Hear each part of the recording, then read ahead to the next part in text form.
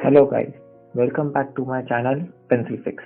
तो last video में मैंने अपने चैनल का इंट्रो दिया था और बताया था कि यहाँ पर अपन क्या क्या सीखेंगे, पर मैं एक इंसान का इंट्रो देना भूल गया और वो इंसान है जोजो। तो ये है जोजो। ये हमारे साथ हर एक वीडियो में साथ देगा और हेल्प करेगा अपन को हर एक चीज सीखने में और इंटरेस्टिंग वे में सीखने में। तो ये वीडियो होने वाली है पार्ट पहली मेरी सीरीज की हाउ टू ड्रॉ। यहाँ पर अपन सीखेंगे बेसिक्स ऑफ ड्राइंग और आपको क्या क्या चाहिए ताकि आप इस तरह की ड्राइंग बना सकें। तो स्टार्ट करते हैं अपन बेसिक्स जो है लाइन एंड रहेंगे शेप। लाइन और शेप्स अपने हर एक ड्राइंग के बेसिक बिल्डिंग पार्ट्स हैं और इनके थ्रू अपन हर एक चीज ड्रॉ कर सकते हैं। तो स्टार्ट करते हैं लाइन से। तो अगर आपको लाइन बनानी है तो फर्स्ट ऑफ ऑल आपको उन लाइंस में होना चाहिए कॉन्फिडेंस, वो होनी चाहिए स्ट्रेट और वो होनी चाहिए स्मूथ लाइंस। अगर आप बिगिनर हैं तो आपकी लाइंस हो सकती है थोड़ी शेकी, थोड़ी वॉबली, बट उनको अगर आपको अच्छा आर्टिस्टिक फॉर्म में ड्रॉ करना है तो आपको उनको फास्ट ड्रॉ करना पड़ेगा, जैसे आप देख सकते हैं, और उनको आपको प्रैक्टिस करना पड़ेगा काफी ज्यादा। थोड़ी बहुत मर्ज हो, थोड़ी बहुत इधर उधर हो तो चलेगा, बट ट्राई कीजिए कि उनको आप सेफ और इजी वे में स्ट्रेट बनाए। अगर आप मान लीजिए लाइन को स्लो बनाते हैं, जैसे कि आप देख पा रहे हैं मैं अभी स्लो लाइन बना रहा हूँ, तो आप देख सकते हैं कि वो थोड़ी बॉबली हो रही है, थोड़ी इधर उधर जा रही है। वहीं पर अगर मैं कोई लाइन बनाता हूँ जो बिल्कुल स्ट्रेट है, जैसे कि अभी मैंने बनाया स्ट्रेट लाइन खींच रहा हूँ, वो बिल्कुल स्ट्रेट जा रही है, किसी से कॉन्फिडेंट लग रही है। और वहीं पर मैं अगर स्लो बनाता हूँ तो वॉबली लगता है कि कॉन्फिडेंस नहीं। और अगर मैं लाइन बीच में तोड़ के बार बार खींचता हूँ तो उससे भी वो थोड़ा कॉन्फिडेंस कम दिखता है। वही इसलिए प्रैक्टिस कीजिए, आप स्ट्रेट लाइन बनाए और कॉन्फिडेंट लाइन बनाए।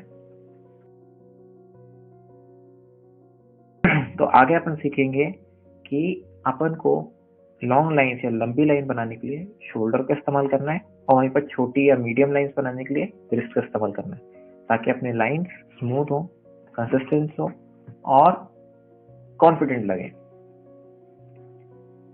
और अब इसकी प्रैक्टिस करने के लिए आपको ज़्यादा कुछ नहीं करना है। सिंपल आपको 5 से 10 सेंटीमीटर की लाइनें खींचनी है। स्टार्टिंग आप 5 सेंटीमीटर से कीजिए, स्ट्रेट लाइनें खींचिए और आप ट्राई कीजिए इसमें ग्रेडियंट लाने का। ग्रेडियंट मतलब कि स्टार्टिंग में जब आप लाइन स्टार्ट करेंगे तो प्रेशर ज़्यादा रखें और जैसे आप एंड में जाएंगे तो आप अपना प्रेशर थोड़ा रिलीज करें और कम करें। जैसे आप देख पा रहे हैं कि मैं अलग अलग डिस्टेंस में पेंसिल पकड़ रहा हूँ और ग्रेडियंट लाने का ट्राई कर रहा हूँ, जिसमें स्टार्टिंग में डार्क और एंड में आ जाते हैं लाइट हो जा रहा है। उसके बाद आप प्रैक्टिस करें शॉर्ट लाइंस की, जिसमें आपको खाली रिस्ट हिलानी है, अपना शोल्डर स्टिफ रखना है और फिर स्ट्रेट लाइन खींचनी है जो 1 से 2 या 3 सेंटीमीटर की हो सकती है। नेक्स्ट पार्ट में अपन आते हैं जिसमें आपको लेटर सी की प्रैक्टिस करनी है। बेसिकली इसमें आपको कर्व बनाने का या सर्कल का स्टार्टिंग का एरिया बनाने का प्रैक्टिस अच्छे से हो जाएगी। आप इसमें कॉन्फिडेंट हो सकेंगे। और इसमें आपको 3 वेरिएशंस लाने हैं। आपको स्टार्टिंग में डार्क रखना है और एंड में आते आते लाइट करना है। जिसमें आपको अगर डार्क करना है तो आपको पेंसिल आगे से पकड़नी पड़ेगी क्योंकि उसमें ज़्यादा फोर्स लगेगा, और जैसे आपको लाइट करना है तो पेंसिल को आपको पीछे से पकड़ना पड़ेगा, जिससे फोर्स अपने आप कम हो जाएगा। फिर आपको प्रैक्टिस करनी है लेटर एस की। इसमें भी सेम आपको करना है कि सामने अगर आपको डार्क बनाना है या फिर थिकनेस बढ़ानी है लाइन की, तो फिर आप पेंसिल को आगे से पकड़ें, और अगर आपको थिकनेस कम करनी है और लाइट करना है उसे तो आप पीछे से पकड़ें। एस लेटर बनाने से भी आपको कॉन्फिडेंस बिल्डअप होगा लाइंस में और आपकी ड्राइंग या आर्ट वर्क ज़्यादा कॉन्फिडेंट एंड बोल्ड लगेगा। तो नेक्स्ट पार्ट में अपन प्रैक्टिस करेंगे कि लाइन की मोटाई कैसे बढ़ाएं और लाइन में ग्रेडियंट कैसे लाएं। तो बेसिकली इसमें जैसे आप लाइन पेंसिल को पास से पकड़ेंगे तो लाइन ज़्यादा मोटी होगी, ज़्यादा बोल्ड होगी, और वैसे ही जैसे आप पीछे ले जाते हैं पेंसिल को पकड़ने की ग्रिप को, तो वो लाइन लाइट होती जाएगी और आपका प्रेशर जो लगता है जो स्टार्ट आगे से पकड़ने में लगेगा वो ज़्यादा होगा एज कम्पेयर टू अगर आप पीछे से पकड़ेंगे। तो उसी हिसाब से आपकी लाइन मोटी या पतली होगी। और जैसे कि आप देख सकते हैं मैंने हर एक लाइन में ग्रेडियंट मेंटेन करा है और वैसे ही आपको भी प्रैक्टिस करना है ग्रेडियंट मेंटेन करने का। तो अब आते हैं इसके यूजेस में कि आखिर में अपनी जो भी सीख रहे हैं लाइन का ये कहाँ पर काम आएगा। तो बात आती है जैसे कि स्ट्रेट लाइंस की, तो ये मोस्टली काम आएगा आपको इनऑर्गेनिक या फिर नॉन लिविंग थिंग्स को बनाने में, जैसे कि बॉक्सेस, कैन, लैपटॉप एक्सेट्रा। तो जैसे कि आप देख सकते हैं, अभी मैं एक बॉक्स बना रहा हूँ जो पर्सपेक्टिव में है। पर्सपेक्टिव अपन आगे वाली क्लासेस में सीखेंगे, लेकिन इसमें मैं आपको बस बता देता हूँ कि पर्सपेक्टिव इज बेसिकली फोरशॉर्टनिंग, की आपको कोई भी चीज देखते हैं आप, तो जैसे जैसे वो दूर जाती है उसका साइज छोटे होता जाता है, उसे पर्सपेक्टिव कहते हैं।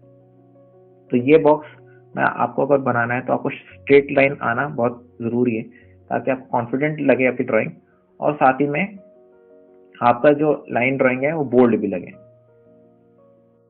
उसके बाद आता है अपन नेक्स्ट पार्ट में कर्व लाइंस, जहाँ पर अपन कर्व लाइंस यूज करें, प्रैक्टिस करें, तो वो कहाँ पर काम आएगी? तो वो मोस्टली आती है ऑर्गेनिक फॉर्म्स पर बनाने में। जैसे कि ऑर्गेनिक हो गए जितनी भी लिविंग थिंग्स हैं, मोस्टली लाइक एनिमल्स, फ्रूट्स, या फिर ह्यूमन बींग्स, स्कल्पचर्स, जहाँ की लाइनें स्ट्रेट नहीं है, जिनमें है कर्व्स होते हैं, तो वहां पर ये सब काम आता है। जैसे कि आप देख सकते हैं, मैं अभी एक बनाना बना रहा हूँ, तो जितनी भी लाइंस मैं बना रहा हूँ उसमें मैं ट्राई कर रहा हूँ कि वो जितनी हो सके उतनी सीधी रहे, एंड जैसे कि कर्व्ड है तो उनके लिए मैं मोस्टली अपना रिस्ट का इस्तेमाल कर रहा हूँ, क्योंकि मेरे को लाइंस जो बनानी है वो शॉर्ट है। जहाँ पर मेरे को लॉन्ग लाइंस की जरूरत होती है तो वहाँ पर मैं अपने शोल्डर का इस्तेमाल करता हूँ ज्यादा, और रिस्ट का कम। तो इसमें आप देख सकते हैं हर एक चीज के लिए मैंने एक स्ट्रेट लाइन खींचने का ट्राई किया है, ना कि उसको बार बार खींचना। और जब एक बार लाइन फाइनल हो जाती है, फिर आप उसको वापस गो बैक करके उसको डार्क कर सकते हैं, अगर आपको डार्क ज्यादा चाहिए तो। और इस हिसाब से आप पूरा का पूरा एक ऑर्गेनिक एलिमेंट बना सकते हैं, ऑर्गेनिक ऑब्जेक्ट बना सकते हैं।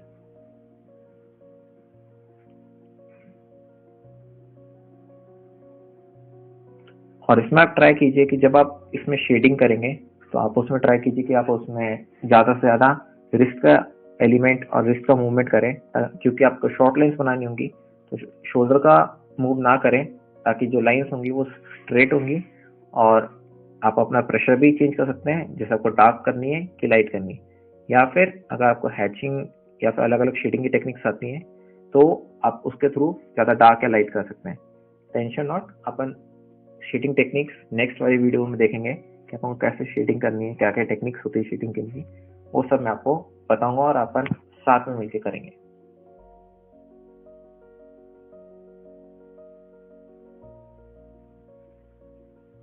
और अब हम चलते हैं हमारे लास्ट पार्ट की तरफ, लाइन सेक्शन के, जहाँ पर मैंने एक बनाया है एक लैम्प जो मेरा लाइट सोर्स बनेगा। इस सेक्शन में अपन सीखेंगे कि अपने जो ग्रेडेड वाली लाइन्स बनाई थी उनका यूज क्या है।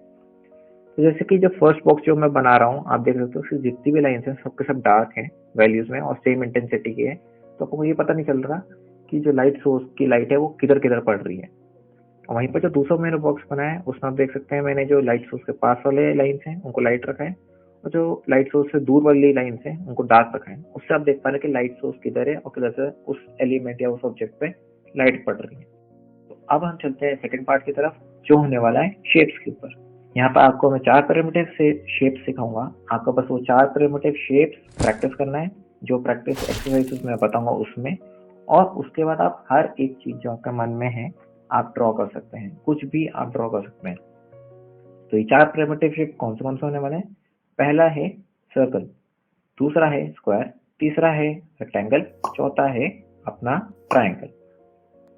मैं यहाँ पर आपको दूंगा एक छोटा सा ब्रीफ इंट्रोडक्शन इन सब के 3D फॉर्म्स के बारे में भी, कि कैसे दिखते हैं, कैसे बनते हैं, कैसे इनकी शेडिंग होती है, ये सब अपन आगे वाली वीडियोस में सीखेंगे। यहाँ पे एक छोटा सा इंट्रो है, सर्कल का स्फीयर, स्क्वायर का क्यूब, रेक्टेंगल का क्यूबॉइड और एक ट्रायंगल का पिरामिड कैसे बनता है, कैसे दिखता है, उसके लिए था। अब हम देखते हैं कि प्रैक्टिस कैसे करेंगे हम इन प्रिमिटिव शेप्स की। सर्कल के लिए आपको सिंपली स्क्रिबल करके मल्टीपल सर्कल्स बनाने हैं, एक ही प्लेस में बहुत सारे, फिर उसको स्विच करके जल्दी से दूसरे वाले प्लेस में, फिर स्विच करके थर्ड प्लेस में, जैसे मैंने आपको यहाँ पर डेमोन्स्ट्रेट किया है वैसे बनाना है। Simple and easy, pressure change कीजिए, साइजेस चेंज कीजिए और सिंपली ड्रॉ कीजिए। अब चलते हैं अपन स्क्वायर या रेक्टेंगल के लिए। आपको सिंपली एक स्क्वायर बना के उसको हल्का हल्का टिल्ट करते जाना है, उसकी एक पर्टिकुलर एक्सिस चुनकर, जैसे कि आप देख सकते हैं मैंने एक्सिस चुनकर उसको टिल्ट किया है। इससे आपको अलग अलग पर्सपेक्टिव, अलग अलग रीजन्स में बनाना इजी रहेगा, एक स्क्वायर या रेक्टेंगल। और अब फाइनली ट्रायंगल का अगर आपको प्रैक्टिस करना है तो सिंपली एक लार्ज ट्रायंगल के अंदर स्मॉल करते करते ट्रायंगल्स बनाते जाइए, और आपकी प्रैक्टिस अपने आप हो जाएगी कि आपको ट्रायंगल कैसे बनाना है। और आप चाहे तो उसमें भी टिल्ट डाल सकते हैं और उसको अच्छे से बना सकते हैं।